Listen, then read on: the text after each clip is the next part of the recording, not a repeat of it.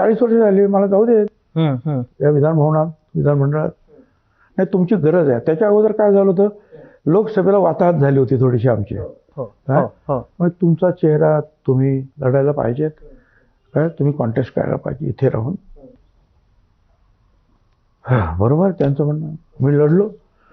ते आमचे अंतरवेली सराटेचे सरदार सोकॉल्ड 2 दिवस रात्र कुठे महाराष्ट्रात तिथेच येऊन बसले.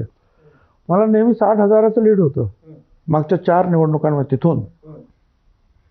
आणि ह्या ओबीसीची मतं वळली आमच्याकडे, लाडक्या बहिणीची मतं आमच्याकडे वळली, म्हणून जे 4,000 मतांनी निवडून पूर्वी आले होते आमचे लोक, ते लाखावर गेले. पण त्याच वेळेला छगन भुजबळचं 60,000चं मतदान हे अर्ध्यावर आलं. पण बाकीच्या लोकांनी जाण ठेवले, इतर सगळ्या लोकांनी. आणि आता मी म्हटलं, गावागावामध्ये रिफ्ट झाली आहे, दुश्मनी वाढली आहे, माझ्यासाठी लोक लढलेत, मारामाऱ्या झाल्या. आता मी त्यांना सोडून गेलो तर लोक म्हणतील त्याचं काम झालं, हा मला वाऱ्यावर सोडलं, मी आता जाणार नाही. जाणार नाही, मला जायचंच आहे. 1-2 वर्षांनी जाईन, सगळं स्टेज स्थावर करू. मग कोणी तिकडे निवडून पाहिजे सगळं. मी सांगितलं त्यांना. त्यांचं म्हणणं की तुम्ही राज्यसभेवर जा, आता राजीनामा द्या.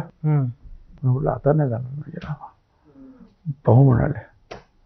कसं आवडतो राजीनामा देणार. पण मी वाट बघत बसलो.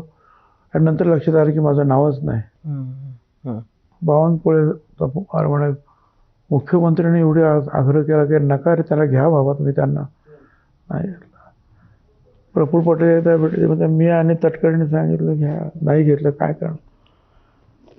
असं सगळं झाल्यावर असं वाटतं की जे घर मी बांधलं, ज्याची घटना माझ्या रूममध्ये लिहिण्यात आली, ज्याचं झेंडा, ज्याचं काय म्हणतात सिम्बॉल, सगळं माझ्या घरामध्ये तयार झालं. आमच्या मुलांनी, आम्ही सगळे तयार केलं.